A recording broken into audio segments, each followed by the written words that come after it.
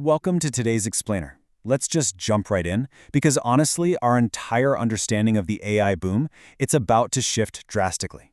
For the last 3 years, the whole conversation around artificial intelligence has been completely dominated by one single focus. But what if I told you we've been looking at the wrong bottleneck entirely? Think about it for a second.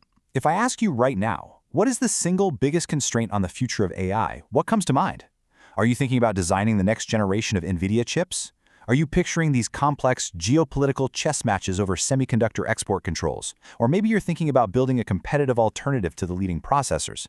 And that was absolutely the right constraint to obsess over for a while, until it quietly stopped being the binding one. Well, the real bottleneck today boils down to just one word: electrons. The binding constraint on AI has shifted away from the clever, cutting-edge silicon to the boring physical infrastructure underneath it all. We are literally moving from a world constrained by compute to a world constrained by electricity. Section 1. From chips to electrons. To really wrap our heads around why this is happening, we have to look at how this current tech build-out is fundamentally different from the cloud era. See, cloud computing scaled incredibly fast, mainly because it piggybacked on infrastructure that was already there. But AI?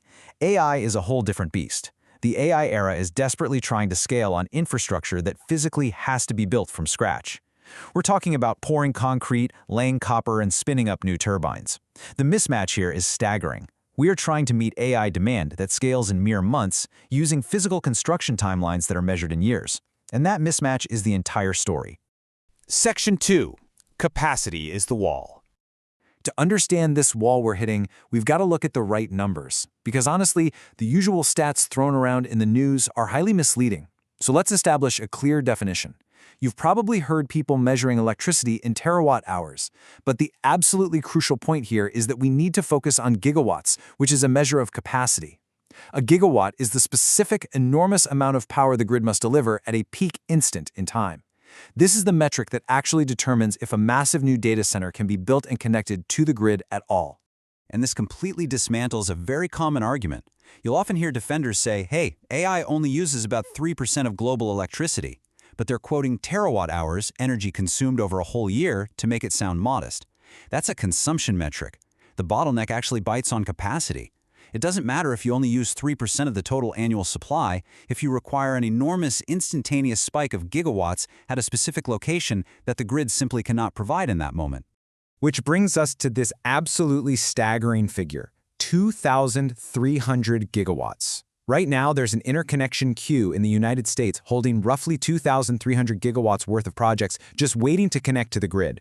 Wait times have doubled to around 5 years. And keep in mind, capital is emphatically not the issue here. The big tech companies have committed something like $650 billion to AI infrastructure, so the money is definitely there. What's missing is the ability to manufacture transformers, permit transmission lines, and physically plug into the grid. And this is building into a rapidly widening crisis. We're looking at a projected U.S. power shortfall that jumps from about 9.3 gigawatts in 2026 to a massive 45 gigawatts by 2028. And remember what this demand is straining against. We're talking about an aging grid where over half of the coal plants predate 1980, and much of the transmission network was built around the time of the moon landing in the 1960s. Grid operators are now literally telling data center developers to either throttle their usage during peak hours or just give up on connecting altogether. Section 3. The Geopolitical Power Race. So, this isn't just some local zoning issue. It is a high-stakes global competition defined by a really fascinating structural asymmetry. On one side, you have the United States, which has a clear lead on advanced chips and compute, but is severely constrained by an aging power grid that just can't feed them fast enough. On the other side, you have China, which leads decisively on power infrastructure and grid capacity, but is constrained by a lack of access to the most advanced chips. The race under the race is simple. Whoever closes their respective gap first, the US on power or China on compute, wins. Just think about the staggering scale of China's infrastructure advantage for a second. In 2025 alone, the US deployed roughly 55 gigawatts of new generation capacity. China deployed around 543 gigawatts. That is nearly 10 times as much in a single year, and it's actually more than the US has cumulatively installed since 2008. Plus, Chinese data centers pay less than half the US rate for power, and their projects move from planning to operation in a matter of months rather than years. The geopolitical stakes here are incredibly high. This was brilliantly captured in a recent OpenAI memo to the White House that flat out said, "Electrons are the new oil." In that memo, they explicitly called for the U.S. to build 100 gigawatts of new capacity a year, specifically to counter this growing infrastructure gap with China. Power is quite literally the new global currency for intelligence. But we also have to look at the other side of that equation, which brings us to 60%. See, because of U.S. export controls on advanced chips, China's compute is genuinely constrained. Huawei's best inference silicon is estimated to run at perhaps 60% of the capacity of an NVIDIA H100. So China has the grid, but they can't fully buy the compute to plug into it. It's a race being run in substations and fabrication plants, not just in software labs. Section 4. The honest bear case. Now, as much as energy is destiny makes for a fantastic headline, we have to stay objective and look at why the most alarmist forecasts might actually be completely wrong. First off, that 3% global electricity number, it's a massive localized issue for places like Virginia or Ireland, sure, but it isn't an aggregate global apocalypse. Second, models are getting radically more efficient. I mean, look at how DeepSeek recently collapsed the amount of compute everyone assumed was necessary. Now, there is a catch here called Javin's paradox, which tells us that as things get more efficient and cheaper, demand actually goes up, not down. But still, massive efficiency leaps are definitely happening. Finally, remember the historical track record. Projecting a smooth exponential line off today's demand is the exact same mistake people made when they confidently dismissed Amazon Web Services back in 2007. The demand could explode or, it could easily soften. Section 5. Sovereignty in the AI Age. Keeping that reality check in mind, this energy bottleneck is doing something really profound. It is reintroducing physical geography into a technology we all thought was placeless. And this brings us to Europe's worst seat at the table dilemma.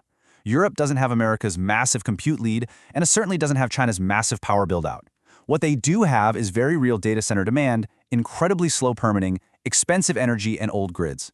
If the global AI race is ultimately decided by who can physically deliver gigawatts, a continent that cannot build them fast simply does not get to set the terms. Instead, they'll be forced to rent their future from whoever can build that capacity.